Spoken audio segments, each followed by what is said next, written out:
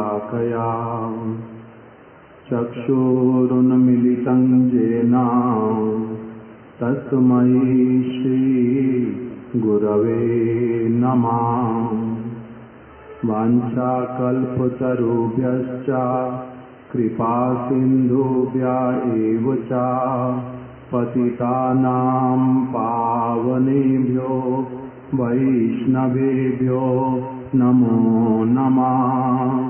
श्रीकृष्ण चैतन्य प्रभु नित्यानंद श्री अद्वैत गदाधर श्रीवासादि गौर भक्त वृंदा। हरे कृष्णा कृष्णा कृष्णा हरे हरे, हरे राम राम राम हरे हरे।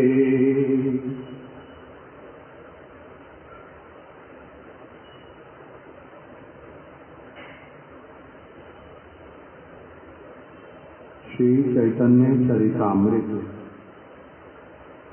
मध्य लीला द्वादश परिच्छेद। हम लोग श्रवण कर रहे हैं गुंडीचा मंदिर मार्जन का लीला।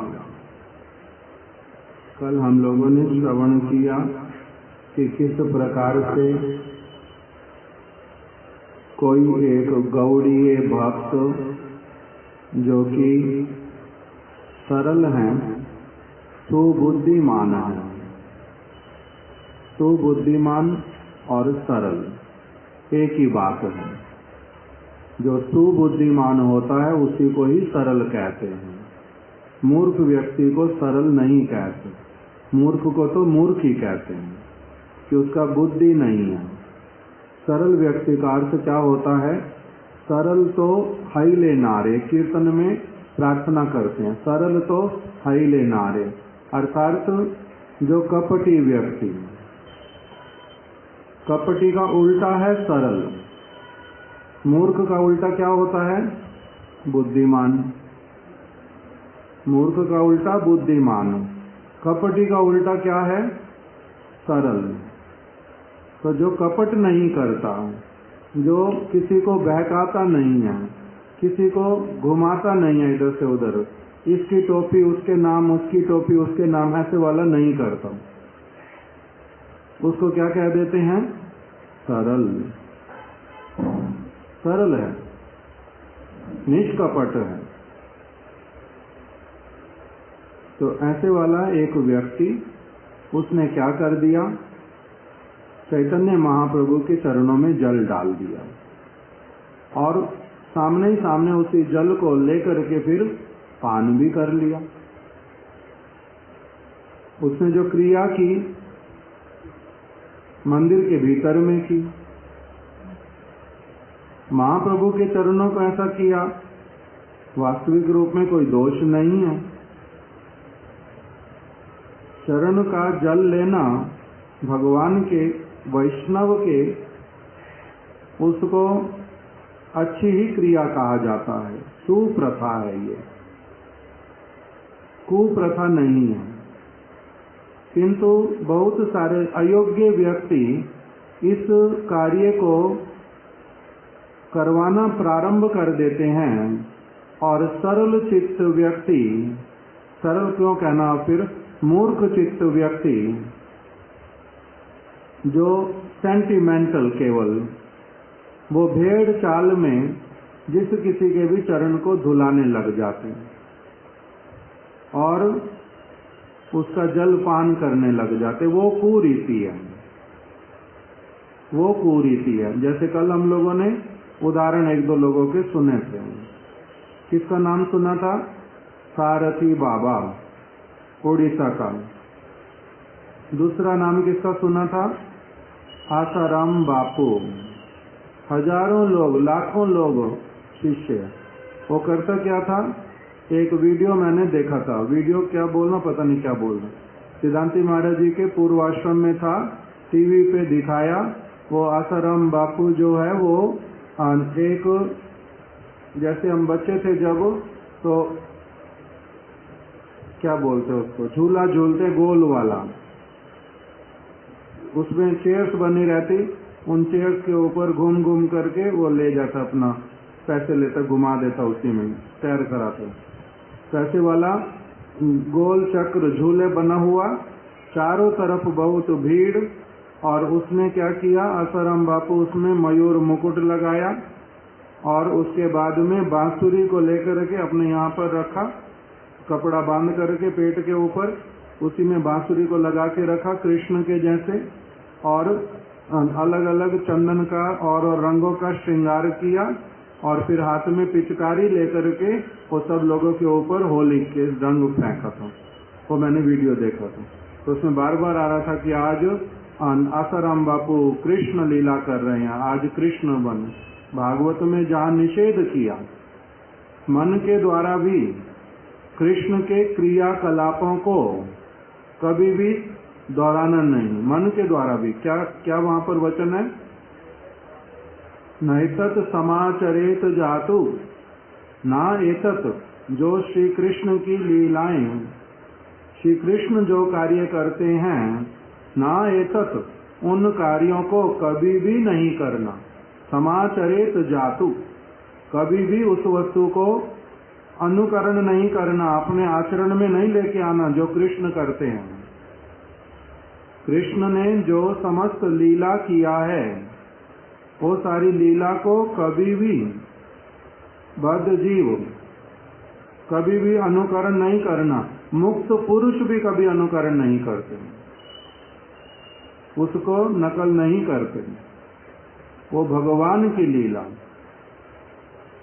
वैष्णव की बातें जो हैं, वैष्णव का जो आचरण है उसका अनुकरण करना, वैष्णव लोग जो करते हैं। कौन से वैष्णव? नारद ऋषि, वेद व्यास जी, सुखदेव गोस्वामी, सूत गोस्वामी, रामानुजाचार्य, मध्वाचार्य, विष्णु स्वामी, निम्बादित्य, रूप गोस्वामी, सनातन गोस्वामी, ये समस्त वैष्णव गण जिस प्रकार का आचरण करते हैं, वैसे वाला आचरण करना जो भगवान लीला पुरुषोत्तम श्री कृष्ण उनकी किसी भी लीला को स्वप्न में भी, मन के भीतर में भी अनुकरण नहीं करना, निषेध किया हुआ। और वही क्या किया उन्होंने, भक्ति विनोद ठाकुर जी के समय में विष किशन ने, उसने वही कहा, योग सिद्धि हुआ, जटाओं से आग निकालता है, तो उसने क्या, सभी आसपास के सब गांवों में मनादी फिरवाई कि आज मैं रास करूंगा, समस्त स्त्रियों को आना है गांव की, जिस जिसका नाम बोलता जा रहा हूं, जो जो नहीं आएगा उसको मैं क्या करूंगा, उसके ऊपर योग के प्रभाव से उनको बहुत प्रकार के उनके भविष्य में कष्ट उनको मिलेंगे, ऐसे वाला मैं मंत्र बोल दूंगा। तो इससे सारे रास करने आना। इसी को भक्ति विनोद ठाकुर जी ने बाधा दी थी, रुकवाया था, उनके पास में गए थे कि कैसे तुम करोगे, मैं देखता हूं, मैं रुकवाऊंगा। लेकर के उसको पकड़ करके कारागार में डाल दिया, किंतु वो मानने वाला नहीं था, असुविधा करता था बहुत अधिक। इसी प्रकार से आसाराम बापू ने कितनी प्रकार का चीजें किया। इसी प्रकार के अनेक लोग होते हैं, अनेक लोग जो क्या करते हैं, भगवान का अनुकरण करते हैं, नकल उतारते हैं और सोचते जो भगवान बन गया। जैसे कल सारथी बाबा का सुन लिया, उसी प्रकार से ये चीजें करने के लिए निषेध है, साधु करेगा। हमारे एक किसी ने वीडियो ला करके दिखाया, उसमें 2-3 लोगों का अलग अलग समय का, मथुरा में एक बहुत बड़ा आश्रम, मथुरा में तो छोटा है, रमन रेती में, उनका नाम शरणानंद जी, एक व्यक्ति को बोलते शरणानंद महाराज जी। वो शरणानंद जी और आयु भी हो गई है, और वो क्या करते हैं, वीडियो दिखाया कि उनके पास में जो लोग जाते हैं, शिष्य हजारों हैं, आश्रम भी बहुत बड़ा है, बहुत प्रकार की चीजें उनकी, किंतु उनको उनके पास में लेकर के लोग जाते, मान लो कि एक परिवार के लोग गए, 2 परिवार के लोग गए, तो उनमें से जो सबसे युवती होगी, सुंदर होगी, स्त्री नव विवाहिता होगी, उसको ही वो देखते रहेंगे और सबके सामने ही, कोई उसमें असुविधा भी नहीं, उसको यहाँ पर गाल पे हाथ लगाएंगे, ऐसे ऐसे करके, ये प्यार कर रहे हैं, वो आशीर्वाद कर रहे हैं, ऐसे वाला करेंगे। और जो लोग लेके जाते वो भी क्या कहते परस्पर में, मान लो कोई 4-5 लोग एक ही आयु के, एक ही जैसे गए, तो जिसकी तरफ वो ज्यादा देखते, जिसको ज्यादा इस प्रकार से प्यार करते, वो दूसरे लोग उसको कहते कि मैं भी अगली बार तेरे जैसा श्रृंगार करके आऊंगी, मैं भी नहीं तो तेरी तरफ इतना ज्यादा क्यों, तेरे ऊपर इतना कृपा किया उन्होंने, मेरे ऊपर तो किया नहीं, मैं उस तरह से करूंगी।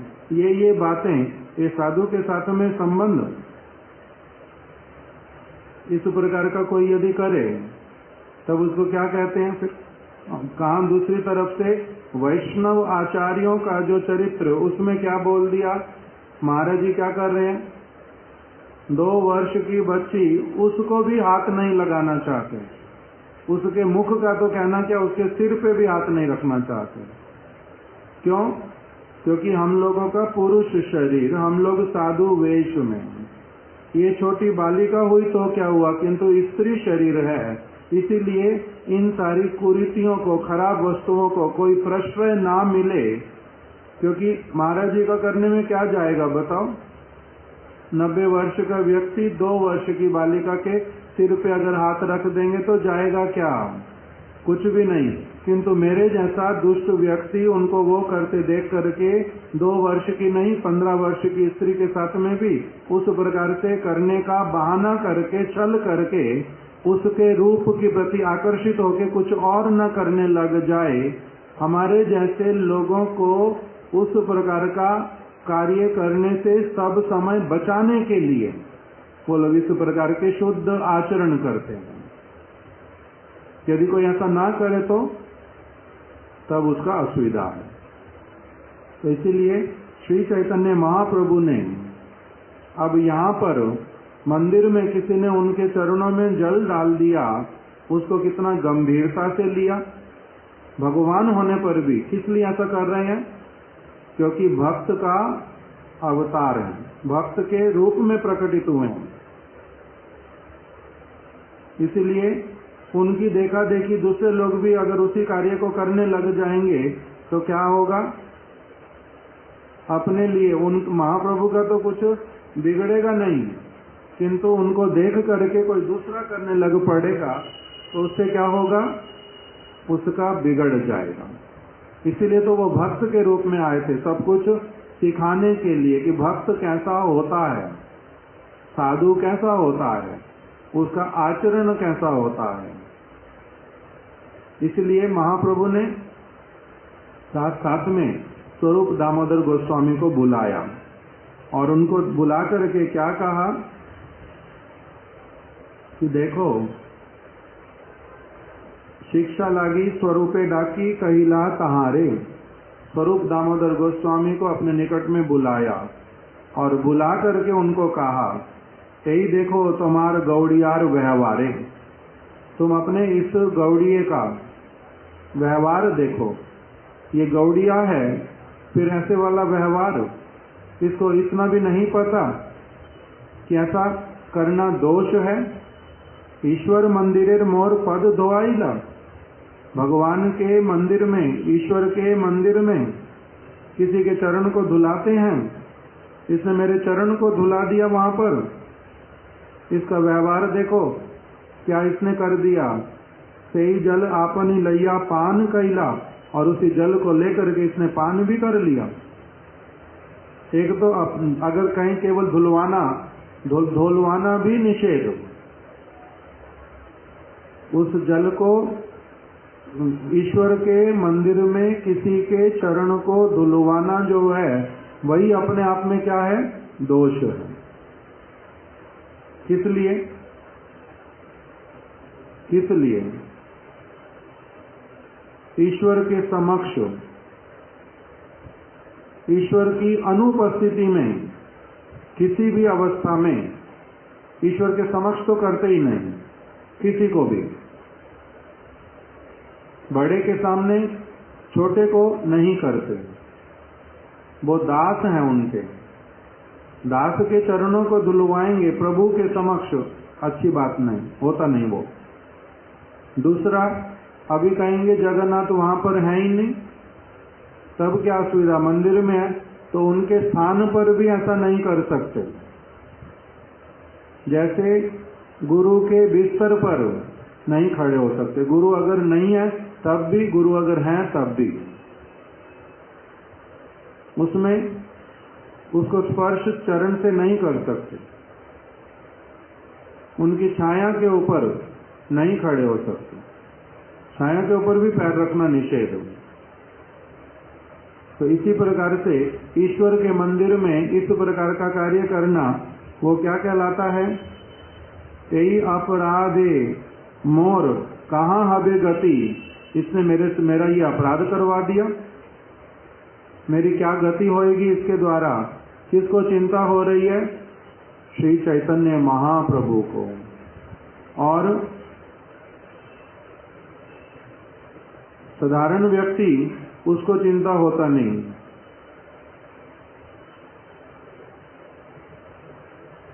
क्या नाम? साईं बाबा ना, क्या नाम था कल वाला? सारथी बाबा, उसको चिंता नहीं। तुलसी अपने चरणों में डलवा रहा है, किसी का संग कभी हुआ नहीं, ठीक बात सुना और समझा नहीं, केवल मटेरियल इंटेलिजेंस से उसी के द्वारा अपने फॉलोअर्स बढ़ा लिए, उनको जाल, वाक्य जाल में फंसा लिया। हमारा रमनी मोहन कल मेरे को आके बता रहा बाद में कि अभी भी वो कारागार में असुविधाजनक स्थिति सारी, किंतु तब भी उसका मंदिर है उड़ीसा में, उसकी मूर्ति है, अभी भी उसका अभिषेक कराते हैं, तुलसी देते हैं, जन्माष्टमी आने पर उसी का ही पूजा करते, परिक्रमा करते, भोग लगाते हैं। जैसे वाले लोग उनको क्या कहेंगे? जिनका भाग्य बहुत खराब हो वो उसी पल्ले में पड़ते, जिनका भाग्य अच्छा वो ठीक वाली तरफ जाता, जिसका भाग्य खराब वाला वो खराब वाली अवस्था में पड़ जाता और वहीं पर ही अटैच्ड होता, वहीं से भावना जुड़ जाती। खराब व्यक्ति के प्रति किसी की भावना जुड़ना यही प्रकाशित करता है कि उसका अपना भी बहुत बड़ा दुर्भाग्य है, तभी वो उस तरफ इस प्रकार से जकड़ा पड़ा। खराब वस्तु के साथ में रहने वाला व्यक्ति क्या होता है? खराब।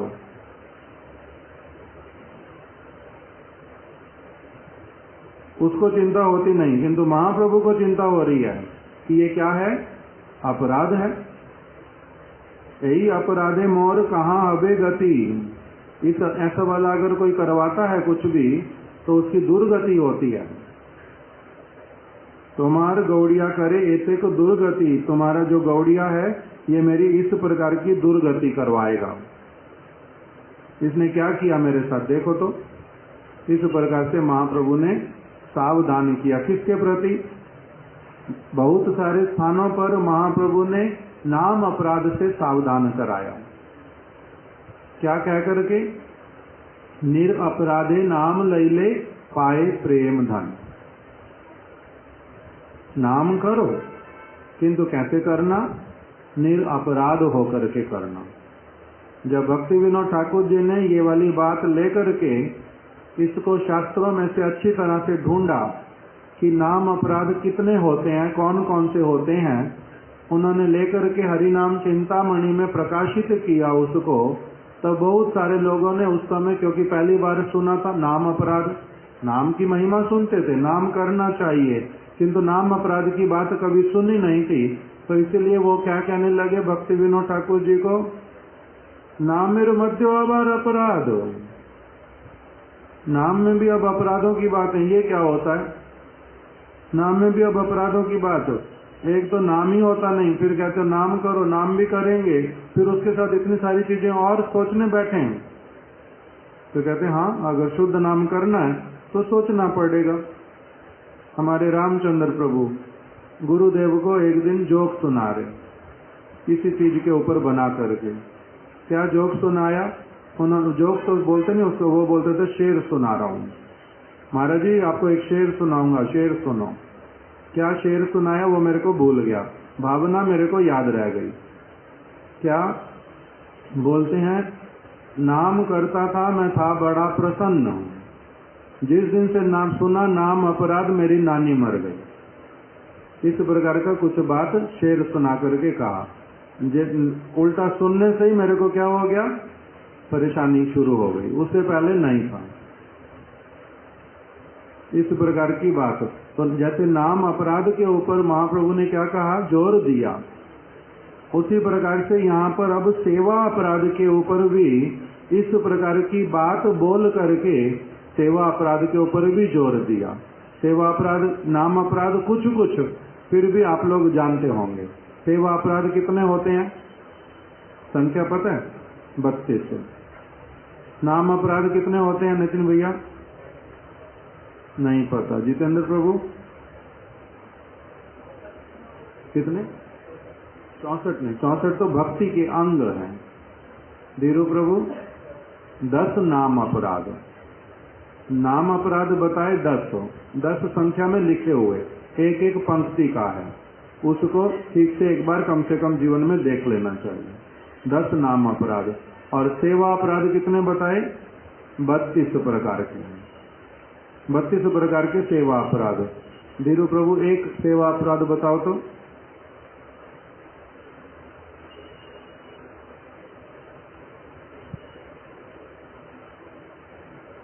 नहीं पता।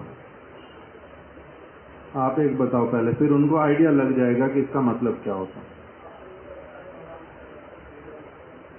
अपवित्र अवस्था में स्नान नहीं किया, मल त्याग किया, मुख जूठा है, हाथ जूठे हैं, वस्त्रों पर जूठा कुछ लग गया, लगा दिया, ऐसी अवस्था में भगवान के मंदिर में जाना, ये सेवा अपराध है। जो सेवा करेगा उसको चिंता करना पड़ेगा।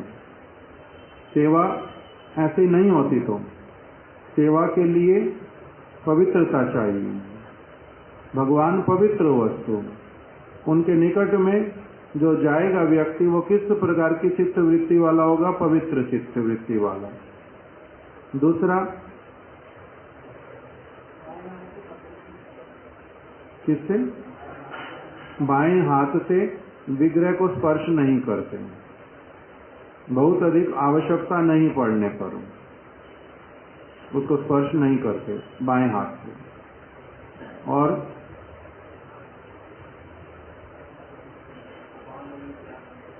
ठाकुर जी को जब जल इत्यादि देते हैं, उस जल में नख इत्यादि, जैसे ग्लास को ऊपर से पकड़ करके ले गया, जल में मेरा नाखून स्पर्श कर रहा, ऐसे वाला नहीं करते।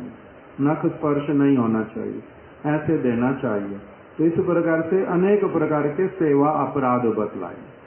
अब यहाँ पर भी एक ये भी बता दिया, ये सेवा अपराध महाप्रभु जो बतला रहे हैं वो वाला क्या है? मंदिर में किसी के चरणों को धुलाना सेवा अपराध है। 32 नाम सेवा अपराध है, आपके फोन में मिल जाएगा साथ साथ।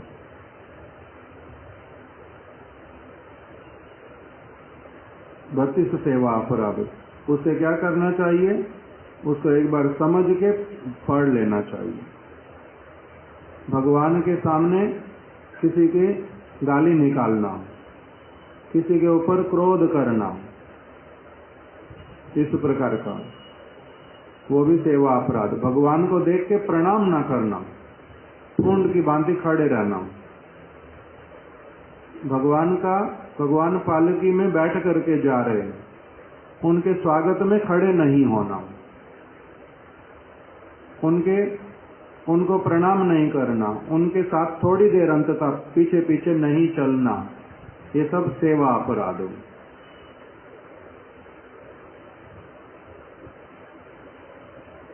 पादुका पहनकर मंदिर में प्रवेश करना, जैसे वो सारथी बाबा, उसने क्या कहा, मैं क्या लेके जाऊंगा, खड़ाऊं पहन करके ही जाऊंगा, मैं जगन्नाथ। इस सेवा अपराध। देवो उत्सव में विष्णु की सेवा ना करना। उत्सव आया, जन्माष्टमी, नंद उत्सव, राधा अष्टमी, गौर पूर्णिमा, उस समय भगवान की सेवा ना करना, ये भी अपराध, सेवा अपराध। विष्णु के समीप जाकर प्रणाम ना करना। मंदिर में आ गया, भगवान को देखा, किंतु देखने पर भी प्रणाम नहीं किया। झूठी अवस्था या अपवित्र अवस्था में भगवान को प्रणाम करना। हाथ झूठे, खाते खाते बस यूं प्रणाम कर लिए, किसी को क्या, ये क्या हो गया, सेवा अपराध। क्योंकि प्रणाम करने का अर्थ क्या, उनके चरण को स्पर्श कर रहा हूं, और झूठे हाथ से उनको स्पर्श कर दिया। उल्टा उनको अपना क्या करना पड़ेगा, चरण धोना पड़ेगा। उस प्रकार का आपने कर दिया उनके लिए। आपने प्रणाम किया ना, उनको उल्टा किसी फालतू के काम में लगा दिया।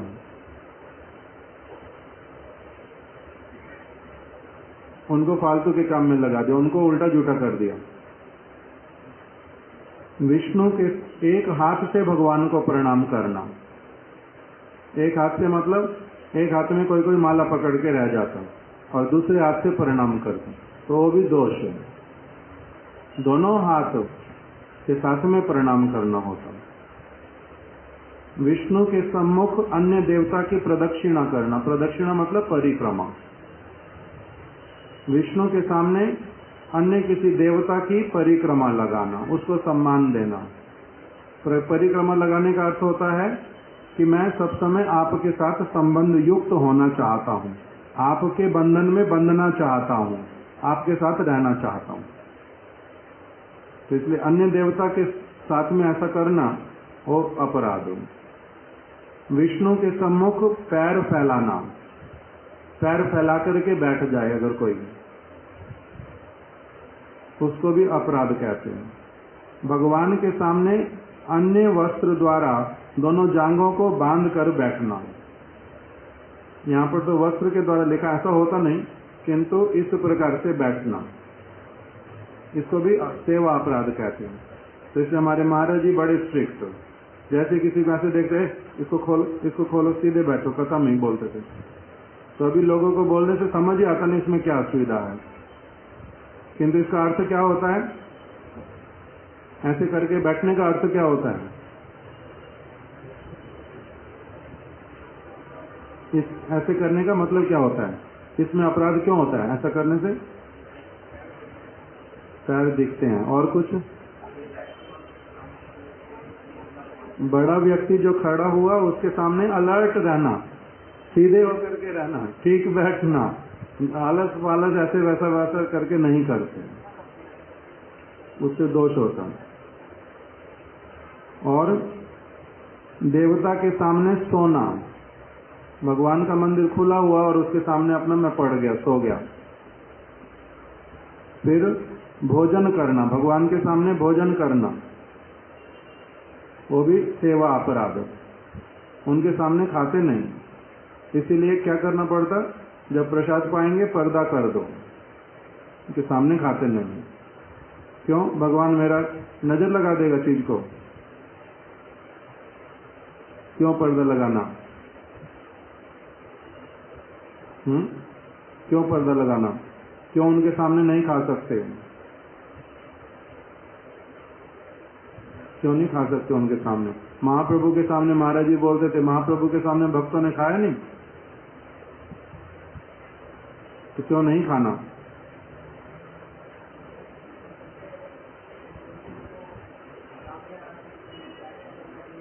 ये एक विधि होने पर ये वाला करना, जब तुम्हारा प्रेम उत्पन्न हो जाएगा तब दूसरा होता है, यहाँ पर विधि। फिर 11वां, झूठ बोलना। भगवान के सामने झूठ नहीं बोलते, इसीलिए ब्राह्मण जो वृंदावन में 2 ब्राह्मण आए, एक छोटा ब्राह्मण एक बड़ा ब्राह्मण, और छोटे ब्राह्मण ने बड़े ब्राह्मण का बड़ा सेवा किया था, बहुत सारे तीर्थों में लेके गया था। तो वृंदावन जब पहुंचे तो बड़ा ब्राह्मण कहता है, मैं तेरे से बड़ा प्रसन्न हूँ, इतना तूने मेरा सेवा किया, मैं जब अपने घर पहुंचूंगा ना दक्षिण भारत, तब मैं क्या करूंगा, अपनी कन्या का विवाह तुम्हारे साथ में करवा दूंगा, मैं अपना दान करूंगा, तुम्हें अपनी कन्या दान करूंगा। तो छोटे ब्राह्मण ने कहा कि देखो ऐसे वचन मत कहो, क्यों? क्योंकि घर जाने पर इसको पूरा नहीं कर पाओगे। आप कुलीन ब्राह्मण, बड़ी जाति के ब्राह्मण हो, मैं बहुत छोटी जाति का ब्राह्मण हूँ, आपके घर वाले आपको ऐसा करने नहीं देंगे। तो उसने क्या कहा कि नहीं करने देंगे? वो कौन होते हैं? पुत्री मेरी, मैं करूंगा, वो कौन होते निषेध करने वाले? उसकी चिंता नहीं करो, मैं तुम्हारा विवाह कराऊंगा। तब इन्होंने कहा, यदि सत्य बात बोलते हो तो भगवान के सामने चलो, गोपाल हैं सामने, केशी घाट पर गोपाल हैं, गोपाल के सामने यही बात बोलो। तब उन्होंने गोपाल के सामने बोल दिया कि मैं जब अपने घर पहुंचूंगा, इसके प्रति मैं बड़ा प्रसन्न, छोटे ब्राह्मण के प्रति, जब घर पहुंचूंगा मैं अपनी कन्या इसको दान करूंगा। भगवान के सामने बोल दिया, किंतु वहां जाकर के उसके घर वाले लोग ऐसा करने नहीं देंगे। सारे घर के लोग इकट्ठे हो गए, वो कहते हम विष खा के मर जाएंगे अगर ऐसा किया तो। ये बड़ा परेशान, करूं तो करूं क्या? बच्चों ने सिखा दिया, आप बोल देना कि मैं तो बूढ़ा हूं, पता नहीं किस समय क्या बोल बैठता हूं, मेरे को स्मरण ही नहीं है मैंने क्या कहा था।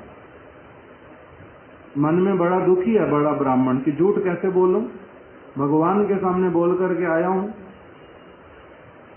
तो इसीलिए बातचीत करते करते उसने क्या बोल दिया, जब सारी मीटिंग हुई, गांव के लोग इकट्ठे हो गए, पंचायत बैठी, छोटे ब्राह्मण को बोल दिया कि अगर मैंने भगवान के सामने बोला था, भगवान आकर के साक्षी दे दे, बुला लाओ उनको यहाँ पर, तब मैं तुम्हारे को अपनी कन्या दे दूंगा। गांव के लोगों ने भी बोल दिया, सबने मान लिया। छोटा ब्राह्मण फिर से वृंदावन आया दक्षिण भारत से, और गोपाल को अपने साथ लेके गया। गोपाल ने वहां पर अपना मुख खोला कि हाँ मेरे सामने साक्षी दी थी, मैं साक्षी हूँ, मेरे सामने बोला था। तो इसलिए भगवान के सामने क्या करते हैं, झूठ नहीं बोलते। इसलिए कभी कभी कोई दोष कर देता, जब नहीं मानता तो उसको क्या कहते हैं, एक बार भगवान के सामने चल के बोल दो, जो तुम बोल दोगे वही मान लूंगा, मेरा जितना भी हानि क्यों ना हो। नहीं तो कोई कोई लोग बोलता शालिग्राम को हाथ में ले लो, भगवान को स्पर्श करके बोल दो, तो बोलते ना इस प्रकार से। किस लिए बोलते हैं ऐसा? क्योंकि अगर वहां पर मिथ्या बोला तो फिर क्या करना पड़ता है, भगवान के सामने जवाबदाही होती है, इसका विश्वास रखना पड़ता है, नहीं अगर करे तो दोष होता है। झूठ नहीं बोलते, ऊंचे स्वर में बोलना, भगवान के सामने चिल्लाना, किसी को भी आवाजें लगाना जोर जोर से, ये सब अपराध है, सेवा अपराध। गप शप या इधर उधर की बातें करना भगवान के सामने नहीं करते। यही सारी चीजें किसके सामने लगा लेनी, गुरु के सामने भी लगा लेनी, श्रेष्ठ वैष्णव के सामने भी लगा लेनी। ऐसे वाला काम नहीं करते, गप शप मारना, इधर उधर की बातें करना, भगवान के सामने रोना, ये भी सेवा अपराध है। भगवान के सामने रोते ही नहीं हम, किसके सामने रोते हैं फिर? भगवान के सामने नहीं रो। अगर रोना आ रहा हो, दुख हो कोई, भगवान के सामने रोना नहीं, किसके सामने रोना?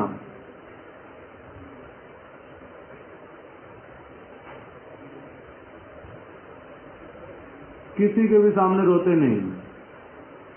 इसी चीज को तो समझ लेना है कि रोना किस लिए। अपने कर्मों का फल मेरा अपने सामने आता है, रोना किस लिए? उसी चीज को समझ लेना पड़ता है। मेरा अपने कर्मों का फल सामने आया है, हंसते हंसते भोगता हूँ अपना, इसको भोगते भोगते आगे बढ़ जाऊंगा।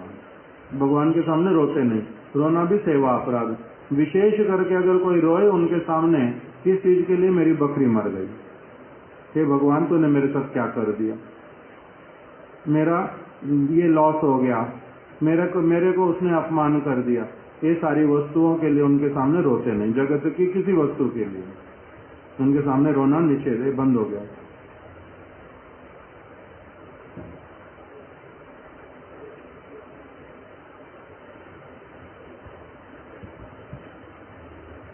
रोते नहीं है, झगड़ा नहीं करते भगवान के सामने। भगवान सर्वत्र है, ये भी मान के चलना, केवल विग्रह के सामने नहीं। झगड़ा नहीं करते किसी के साथ में भी। वासुदेव हंसरा है, झगड़ा करता किसी के साथ? करना नहीं, इससे सेवा अपराध होता है। किसी का अपमान करना ये भी सेवा अपराध है। किसी का अपमान करते ही नहीं है, विशेष करके विग्रह इत्यादि के सामने धाम में तो करते ही नहीं है। किसी का अपमान नहीं करना चाहिए। किसी का पक्षपात करना, पक्षपात भी नहीं करते। पक्षपात समझते हैं? तो किसी की साइड लेना, उसके गलत होने पर भी उसकी साइड लेना। क्यों? क्योंकि मेरा मोह है। एक पति पत्नी, 2 बच्चे, बच्चे से किसी की लड़ाई हो गई, पति पत्नी सारे क्या कहते हैं? जिसके साथ लड़ाई हुई वो गलत है। उस तरफ देखना ही नहीं कि हमारा कुछ गलती है, हो सकता है, वो नहीं मानना, सिर्फ उनका दोष है। पति से किसी की लड़ाई हो गई, 3 लोग फिर उसी के साथ में। पत्नी की किसी से लड़ाई हो गई, फिर 3 लोग एक साथ में। सब समय किसकी गलती होती है? दूसरे की। हमारी कभी गलती होती ही नहीं है। इसी का नाम क्या होता है? मूर्खता, पक्षपात। इसलिए पक्षपात ऐसे वाला करना पड़ता है। क्यों होता है? क्योंकि शरीर के स्तर पर हूं, शरीर के स्तर पर हूं, मोह में पड़ा हुआ हूं। उच्च स्तर मेरा बुद्धि का भगवत भक्ति वाला पारमार्थिक आया ही नहीं है। नहीं तो जो व्यक्ति भूल करता है, गुरु होने पर, श्रेष्ठ वैष्णव होने पर, वो कभी भी पक्षपात नहीं करते। जिसका भूल उसका भूल। उसमें मोह के कारण धृतराष्ट्र जैसे बनते नहीं है। धृतराष्ट्र उसका मंगल कर पाया कुछ भी? दुर्योधन का मोह में रहा, ये ठीक, उसको बहुत समय तक दुष्ट कार्य करने दिए, किंतु वास्तविक रूप में उसका मंगल कर पाया कुछ भी? तो इसलिए मोह के कारण किसी का जितना भी पक्ष क्यों ना ले लो, जब तक भी क्यों ना लेते रहो, उसका मंगल नहीं कर पाएंगे, अमंगल ही होगा। इसलिए पक्षपात करना निषेध किया कि पक्षपात नहीं करना। किसी स्त्री को कठोर बात कहना, ये भी सेवा अपराध है। भगवान को इसमें कुछ कुछ हमारे को लगता है जैसे ठीक से अनुवाद हुआ नहीं, जिसका भी है। कंबल ओढ़ करके भगवान के मंदिर में नहीं जाते। कंबल अभी आजकल अलग प्रकार के सारे, पहले ऐसे कंबल होते थे जिसमें से रोए रोए रोए रोए निकलते रहते थे। तो जहां पर भी खड़े हो वहीं पर ही कुछ ना कुछ गिर जाता, हवा में इधर उधर उड़ करके भगवान को भी लगता, मंदिर में भी गंदक हो। ये कंबल को लेना निषेध किया। भगवान के सामने किसी की निंदा करना, भगवान के सामने किसी की निंदा करते नहीं, अर्थात किसी के प्रति द्वेष भावना लेकर के कुछ नहीं करते। किसी की प्रशंसा भी नहीं करते भगवान के सामने। भगवान के सामने किसी की प्रशंसा करना भी निषेध है। अश्लील बात करना भगवान के समक्ष निषेध है। किंतु साधारण लोग सभी क्या करते हैं, जब तक इन सारी बातों का पता नहीं होता तब तक मंदिर में मेरा एक मित्र था, उसका नाम था गुलशन बत्रा। मैं तो मंदिर जाता नहीं था। जिस समय वो मेरा मित्र बना मैं मंदिर जाता ही नहीं था। मंदिर के प्रति पूरी अश्रद्धा कि बेकार का स्थान, वहां क्या करना, जाना ही नहीं। वो किंतु मंदिर जन्माष्टमी के दिन मेरे को बोलता है पलवल में कि चल चल मंदिर चलते हैं। तो मैं जाता नहीं हूँ। अरे आज जन्माष्टमी है, उसने जो शब्द बोला वो बहुत खराब हो।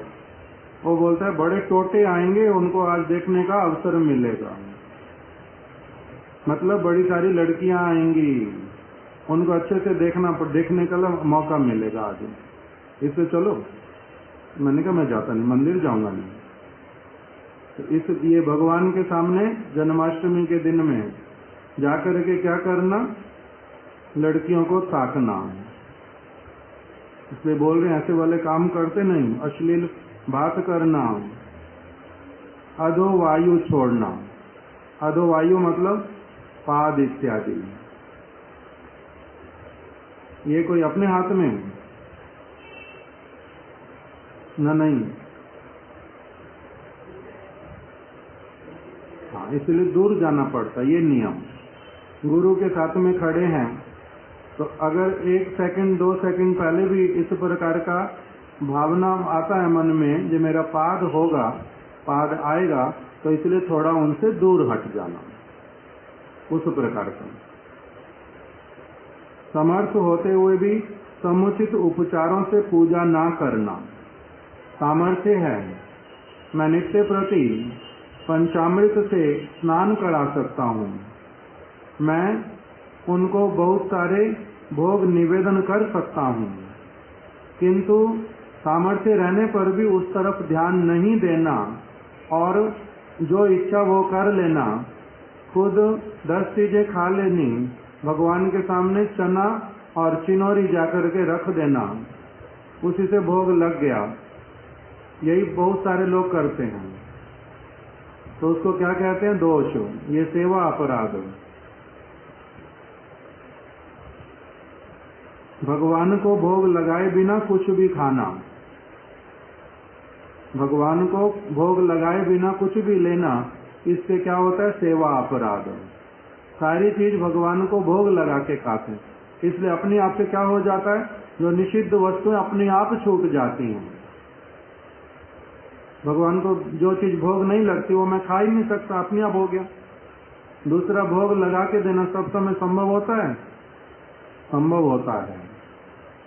साक्षात रूप में देना जब नहीं दे पाते उस समय क्या करना होता, अग्रभाग उनके लिए निकाल करके रखते, भगवान के लिए पहले से निकाल करके वो वस्तु दे देते, उसका कुछ अंश, तब फिर उनका प्रसाद मान करके ले लेते हैं।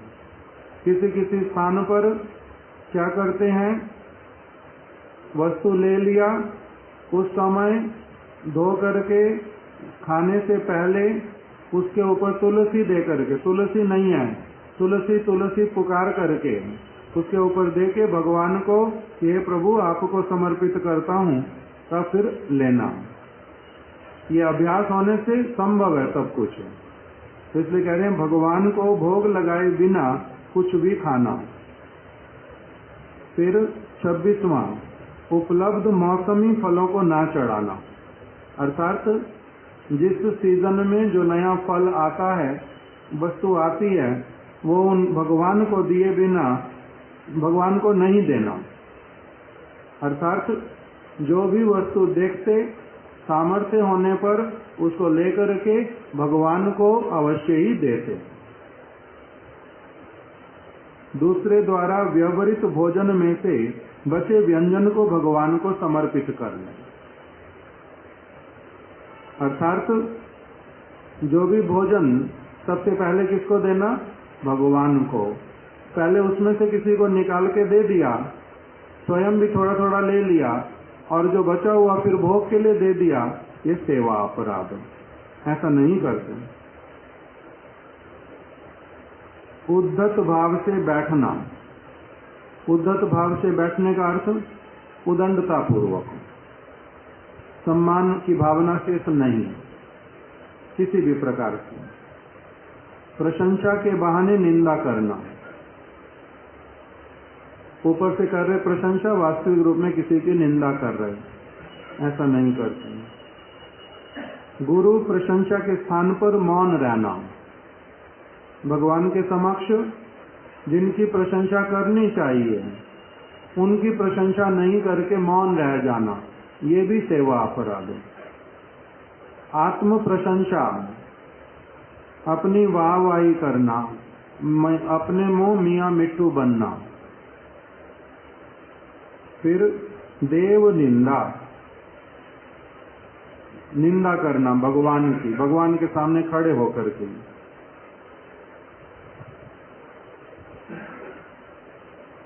ये तो 32 बताए, इसके अतिरिक्त और भी अलग अलग स्थानों पर बहुत बताए हैं। हमारे वैष्णवों के ग्रंथ में ये सारा कुछ मिल जाता, ठीक से इसका व्याख्या भी मिलता है, उसको कुछ कुछ समझ लेना पड़ता। तो महाप्रभु नाम अपराध के प्रति जिस प्रकार से सचेत करते थे सबको, उसी प्रकार से इस लीला प्रसंग के द्वारा उन्होंने क्या किया, सेवा अपराध के प्रति भी हम लोगों को क्या कर दिया, सावधान। एक क्रिया दिखलाई, किंतु इसी के द्वारा सारी चीजें उसमें आ गई।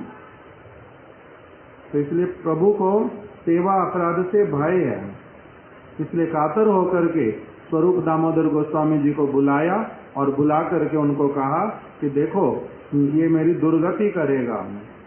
तब स्वरूप दामोदर जी ने उस व्यक्ति को लेकर के पकड़ लिया, महाप्रभु के सामने लेकर के जोर करके पूरी बाहिर राखी लेने लिया, उनको अपने वहां से दूर भेज दिया। मन में जानते हैं कि ये किस प्रकार का व्यक्ति है, किंतु महाप्रभु को वो जो धर्म की स्थापना करना चाहते हैं, उस धर्म की स्थापना करने में सहायता करने के लिए उस व्यक्ति के सुबुद्धिमान और सरल होने पर भी उसको क्या किया, उस समय महाप्रभु के सामने से हटा दिया। उसमें और जो कुछ बातें श्रील प्रभुपाद जी ने लिखी हैं, हम उसको कल श्रवण करेंगे, आज यहीं पर रख देते हैं। श्री चैतन्य चरितामृत की जय, श्रील कृष्णदास कविराज गोस्वामी की जय, श्रील गुरुदेव की जय। वांछा कल्पतरुभ्यश्च कृपा सिंधुभ्य एव च पतितानां पावनेभ्यो वैष्णवेभ्यो नमो नमः।